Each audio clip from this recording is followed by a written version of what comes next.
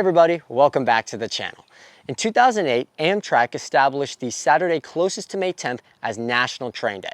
It was a day that the company could use to educate the general public all about the uses and importance of the railroad, but also celebrate how far the industry has come. Now, the date comes from May 10th, 1869, when the Transcontinental Railroad was completed in Utah.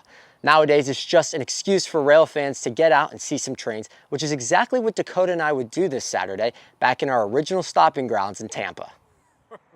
Pre-dawn, even on Saturdays, is the best time to start, as we'd set up at TS Crossing on the southwest side of CSX's Yeoman yard in Tampa this morning. For those unfamiliar, Yeoman is Tampa's main freight yard, with one of many branch lines breaking out of the yard being this subdivision, which runs all the way to Bradenton, where Tropicana and the Seminole Gulf Railway reside. It also serves Big Bend and Port Red Wing, where Mosaic loads cargo ships with phosphate from the Bone Valley, transported on land via rail, and the first job we'd catch this morning, in the form of B301.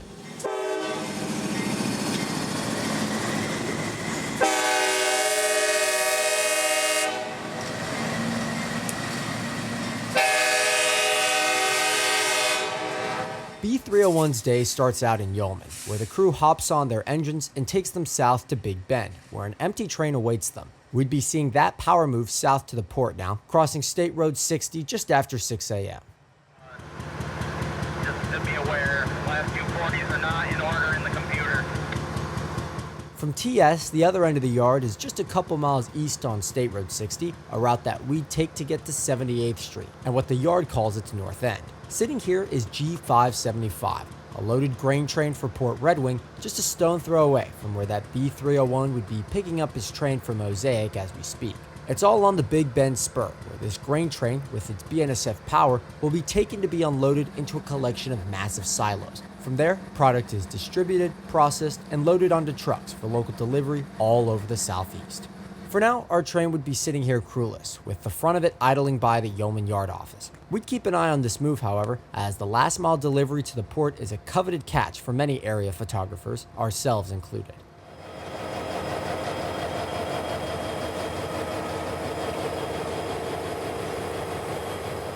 Just across the Tampa Bypass Canal and closer in on the yard, we'd find yard crew Y150 on board an empty ethanol train, as they'd have orders to drop a bad order tank car before reassembling the train for departure.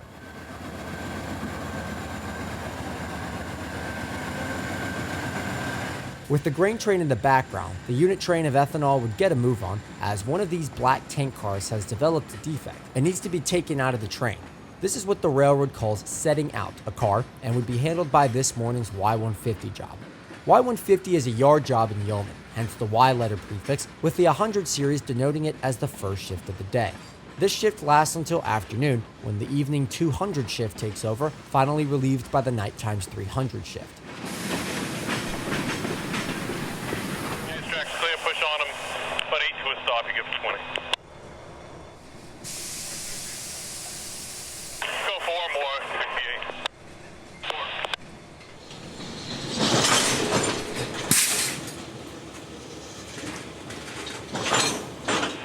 4768, ground clear, watching the shuttle lined up, J's tracks clear, push on them, 4 to a couple. Although some days are slow in action, Tampa is a great spot for a unit train enthusiast, as our city receives bulk trains like these ethanol and grain trains pictured, and even potash trains for transload onto ships at Rockport Yard just south of us. The Tampa district also sees regular local traffic of bulk commodities like that B301 power move we saw earlier, who'd now be getting signals to come back towards Yeoman with his empty train, as they'd wrap up their switching and tie down the outbound train. With Tampa's picturesque skyline in the background along State Road 60, we'd await the B301, as the signal here would display a lunar white indication, which will guide that 301 into the yard. Normally this train would roll around the yard on the bypass track, but that's where our BNSF grain train would be sitting this morning, ultimately blocking the route. Well, I got the main block, the bypass block with the grain train. He's going, anyway, just holler at me when you give it to me. 260, 7507, got an approach on river main track, southbound. The main yard.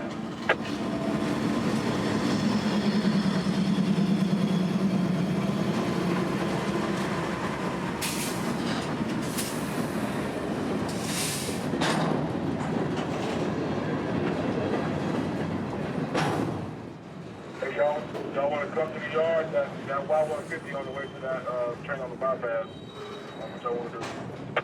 301 rounds into the yard with his train of empty hopper cars that will soon make it to Mosaic's New Wales plant, the largest phosphate processing plant in the world and a busy place for CSX. These hopper trains are interesting for their number of old cars, many predecessor road names to CSX still in service 40 years after CSX's creation.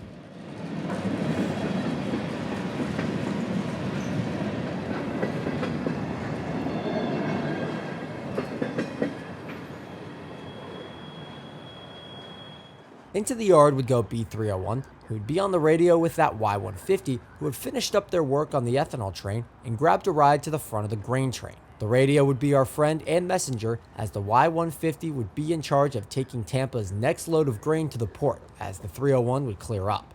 Y150 jail. 150. Yes, sir. Here in the bypass at Yeoman with the BNSF 7150. You got to go down to Big Bend and leave everything down there. Alright. Well, I'll get you lit up. Y159, VNSF 7150 Petite.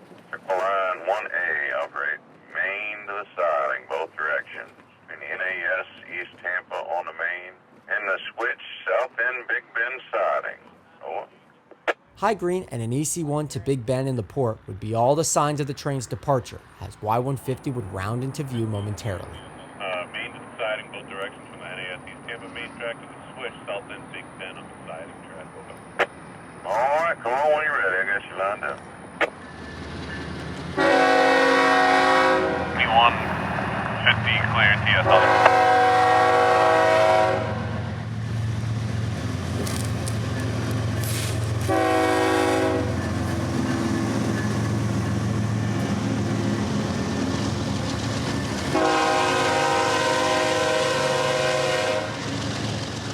To get to the port, Y150 would have to come out of TS, where we stand now, and take the Tampa Terminal sub south to the Alafia River, where the line becomes the Palmetto sub to Bradenton.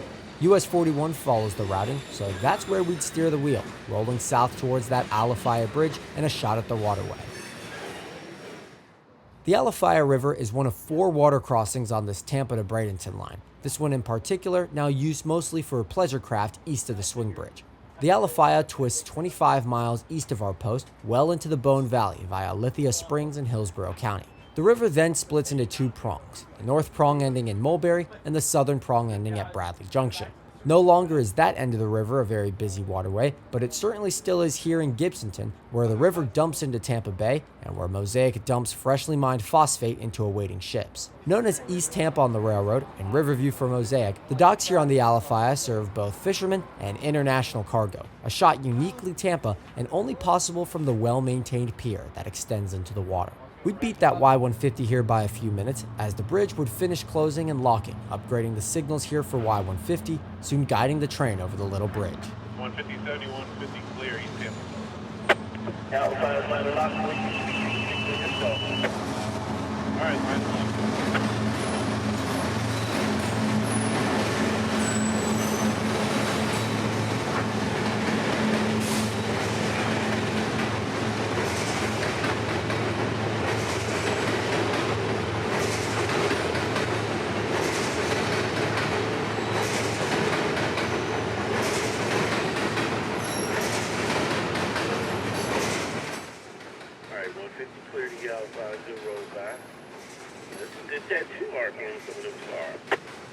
Built in 1969 by the Seaboard Coastline, the Big Bend Spur is one of the last mainline spurs constructed in the area, this example specifically built to serve TECO's Big Bend power plant, which at one point would receive multiple shipments of coal by rail each week.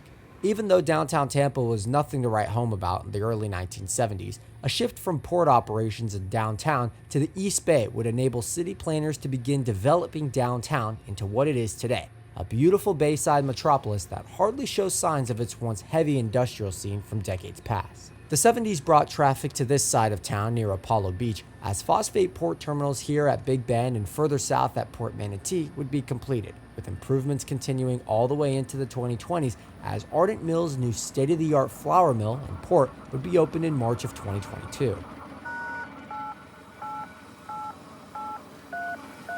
Good clear EMF controlled switch at milepost AZ888.8 in reverse position and locked. We'd set up at the entrance to Ardent's 2-track spur as Y-150 crawls over US 41 and underneath the army of power lines extending east from the power plant. Here at Port Redwin, Ardent Mills receives grain from the Midwest via these G575 trains and from ships. Both modes of transportation yield the same result: raw materials to the manufacturing plant, where product is organized, processed, bagged, and loaded onto trucks. Some of the mill's largest customers include Costco, PepsiCo, Campbell's, and a plethora of major supermarkets that all receive a myriad of products and grain types from the plant here. Although it can be said for almost any unit train, it truly is amazing to watch so much product roll by as the loaded train stretches as far as the eye can see. These trains run on and off throughout the year, but with summer upon us, so is baseball, backyard barbecue, and a whole lot of carb-filled festivities, a market especially popular for Ardent Mills and these grain trains.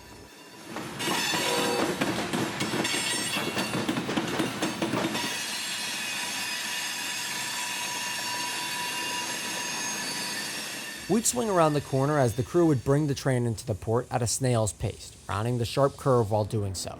This train will begin unloading later today and will leave town as G576 later this week, heading back to Birmingham and the interchange with the BNSF there. We'd hear of another train asking dispatch for trackage on the main line out there, so back up US 41 we'd go as B311 would approach.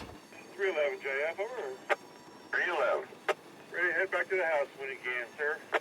All right, Melis, going by there now. In just a minute, I'll light you up. You guys have a good day. I appreciate you.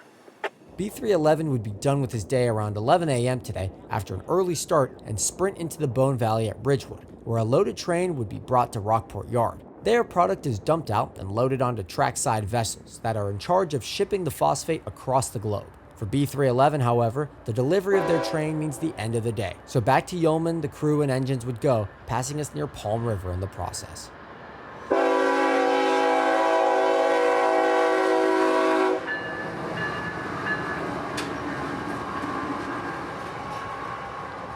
From the AZA line, we'd roll over to Tampa, where a heavy facelift is currently underway at Tampa's 1912-built Union Station. A detailed clock tower on the west side of the station tells the history of the building, dedicated 114 years ago by the Seaboard and Tampa Northern Railroad, seeing passenger service ever since. Paid for by the city, the station's grand 20th century waiting room is being renovated and remodeled, along with construction of a new cafe, with exterior upgrades including a restoration of the old red bricks, new windows, 20th century lighting fixtures, and local artwork. The seldom used support buildings on the station's east side are also slated for renovation, which will turn them into office space and event venues for future occasions. The project is expected to be complete by fall of this year, with passengers using Amtrak's temporary waiting rooms next to the station until then. From Union Station, the A-Line continues out of town to TN Interlocking, where we'd park as local train L755 gets permission to depart Tampa for Clearwater.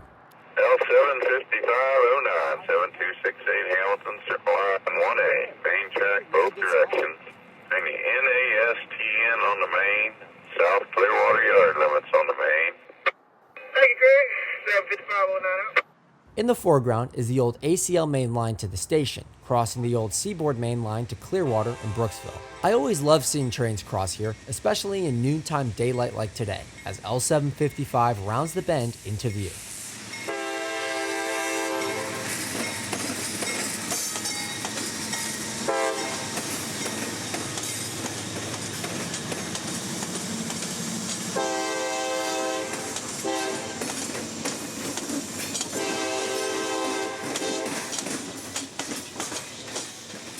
L755 is normally a short, single-engine train that transports a handful of cars to Drew Park on the north side of town. It's a morning job, with the return trip to Yeoman occurring in the early evening with empty auto racks from the ramp. Today, however, they use the symbol and the crew as an extra ID for a Clearwater train, which would be led by 2 6-axle motors and a 4-axle Jeep 40-3 that'll be dropped off in Clearwater for local switching. The entire train today would consist of loaded rock for Clearwater, St. Petersburg, and Largo, where multiple industries receive aggregate by rail. In Clearwater, the daily L791 goes on duty each morning, switching customers before coming to Tampa some days to swap out loads and empties in Yeoman. Weekend runs are not common, yet they are possible as proven here, as L755 trundles north.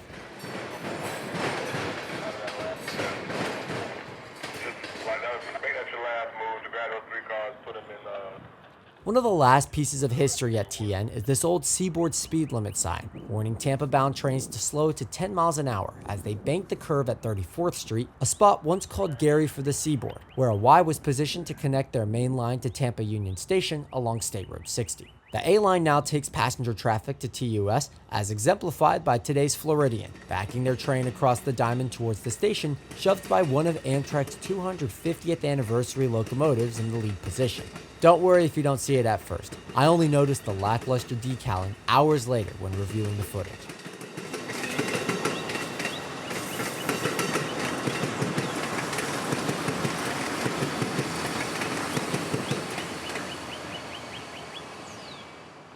With Tampa giving us a great morning and early afternoon of action, Dakota and I would stop for lunch as we'd make our way out east on I-4 to Plant City, where the Railroad Museum would be winding down after a day of festivities. Vendors, raffles, food trucks, and trains would be the order of events here for National Train Day, which would rack up some very good attendance this day. The museum would be open for a bit longer once we'd arrive, giving us time to catch up with a few old friends and inspect all the wonderful artifacts the museum displays. It's a shame the rails outside aren't so busy anymore, as this place has it all. Even with interior and outdoor exhibits maintained well, the city still plans on freshening up the place later this year with new paint, windows, and amenities. Track, locomotive, and the caboose are all destined for a facelift. Good news for us, as one of my favorite aspects of the display here is the old diamond. The old interlocking isn't from here in Plant City, but actually downtown Tampa next to Union Station. Buried in the cement nearby the station for years, the diamond was dug up and moved to Robert Williford's expansive railroad collection a while ago, now on display for all to see. We'd hang around for Amtrak 92, coming into Tampa after hitting the diamond in front of us, a scene that occurs plenty of times a day, but never seems to get old.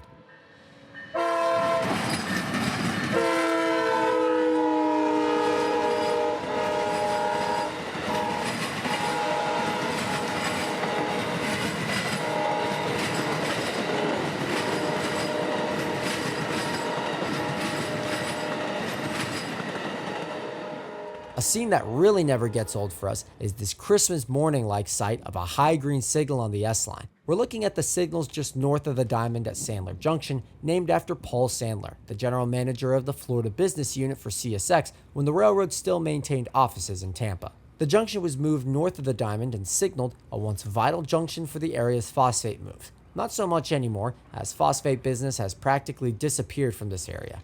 Unit trains still roll by, however, as does B828, that empty ethanol train out of Tampa we spotted this morning, now crewed up and banking into town in some great evening light. B828 is taxi 4768, clear Plant City interlocking.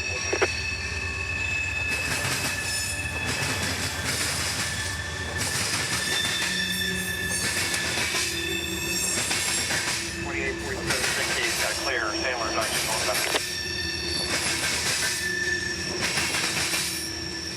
Dakota and I planned on chasing this guy north, so that's what we'd do, hopping right back into the car to follow this Proviso, Illinois-bound train up the S-line a ways. Finding a train to pace on the Paul Buckman Highway is likely the hardest part of a northbound chase, but once you do, it's all fun after that. Like at this time, with this type of train going this way. Don't play, bro, don't play.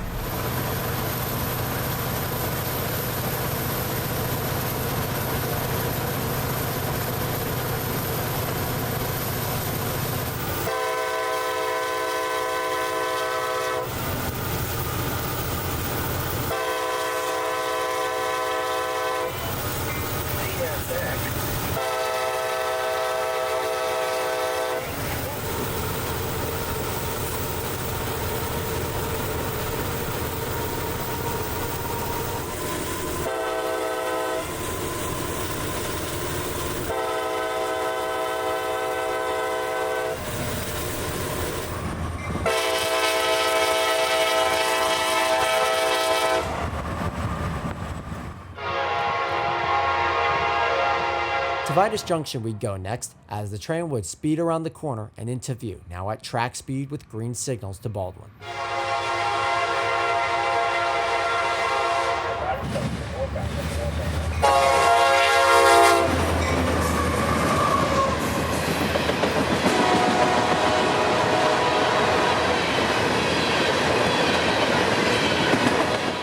Through Dade City and its new traffic patterns, thanks to some much-needed construction, we connect with US 301 towards Lacucci, where we'd beat the train to the south end of the siding. Summer is hot, humid, and uncomfortable in Florida, but scenes like this make it all worth it, as the lighting quickly changes from a bright golden hue to a gloomy blue, resulting in the best time of day to chase a train.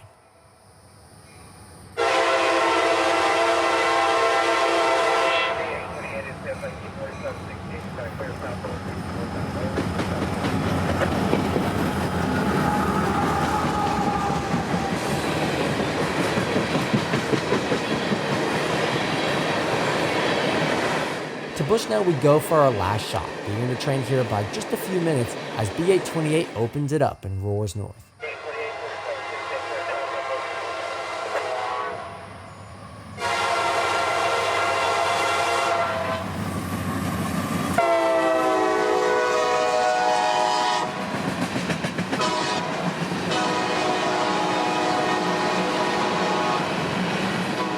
With the S-Line empty after B828 and dinner time upon us, we'd end our day here and make tracks for home, but not without coming away with a National Train Day full of action and visitation of some of my favorite spots. There's lots to come now that I'm back home for the summer, so stay tuned and share this video with your friends and your family, as it helps me more than you know. I appreciate all of you viewers for making it to the end of this one too, and want to commend you for your consistent support. It means the world to me. But until we meet again somewhere trackside, happy National Train Day, everyone. This is Christian for Multicolor Films. End of transmission. 48, 47, 60.